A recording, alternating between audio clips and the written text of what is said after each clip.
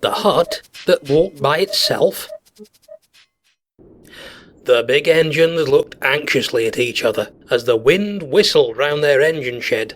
"Driver says it will get worse before morning," said Henry gloomily.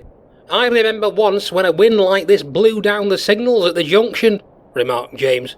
"I had to wait for a man with flags to tell me when I could go. It made me very late." "Ah, but it's not so bad for you," said Gordon importantly. "Your trains don't matter so much, but I've got to pull the express. You know how the fat controller hates me to be late." "Never mind," put in Donald.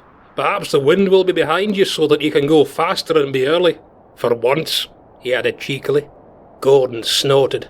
"But it would be against me coming back," he objected. "It might change," suggested Douglas, but he didn't sound very hopeful. "Puh," scoffed Gordon. "I just wish it would stop whistling around the shed and let an engine get some sleep." But it didn't, and the engines were all bleary-eyed and tired when their drivers came next morning. None of them wanted to come out and leave their warm sheds, but they each had a busy day ahead of them on the railway. Gordon backed onto the coaches of the express, which a shunting engine had taken to the platform for him. He felt cold in spite of his big fire. He waited sulkily for his passengers to climb aboard the train. At last, the guard blew his whistle and waved his green flag.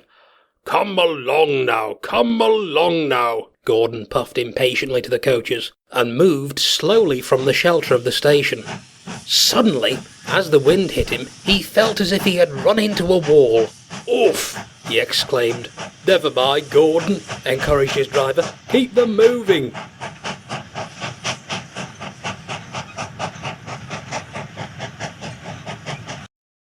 The worst part of the journey was near the junction, where the gale seemed to whip off the sea with increasing fury, blowing gusts of spray. Gordon hated it. At the station, there was a small hut. The workmen used it for storing signal and train lamps, and other small odds and ends. Today, as Gordon neared the station, he blinked with astonishment. The hut seemed to be walking across the platform. "I must be dreaming," he muttered to himself. But he wasn't, for the driver had seen it too. Quickly, he put on the brakes. "Whoa, Gordon," he exclaimed. "If we don't stop, we shall hit it." It was a near thing. Gordon slowed, but bit by bit the hut came closer.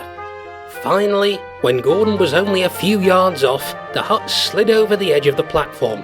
It crashed onto the rails and lay still, right in his path. A moment later, with his buffers only inches away, Gordon stopped too. Porters, inspectors and the station master all came running. "Well done, Gordon," said the station master. "I'm glad you stopped. That might have been a messy accident."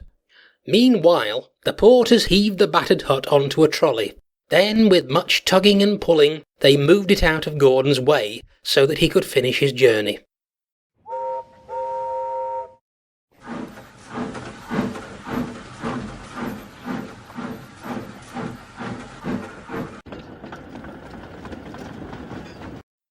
That day the express was late, but the station master explained things to the fat controller.